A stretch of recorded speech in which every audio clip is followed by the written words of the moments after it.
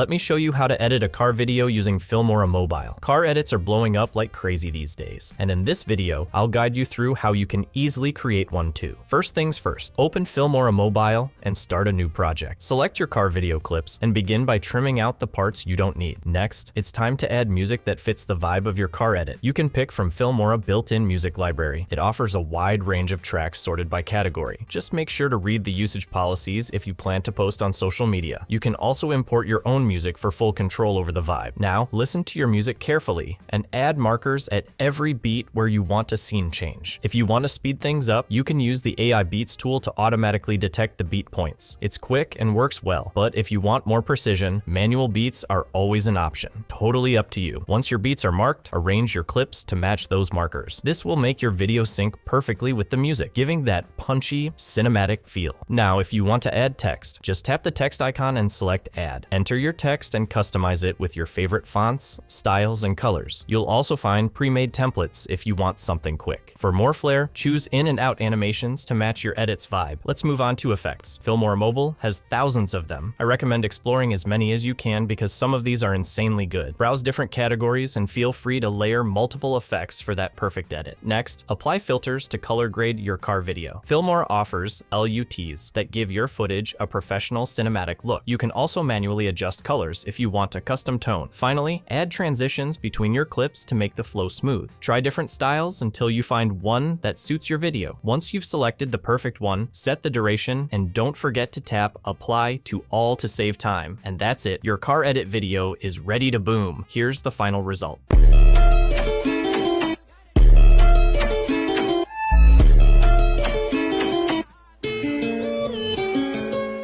Thanks a lot for watching. Don't forget to like, subscribe, and I'll see you in the next video.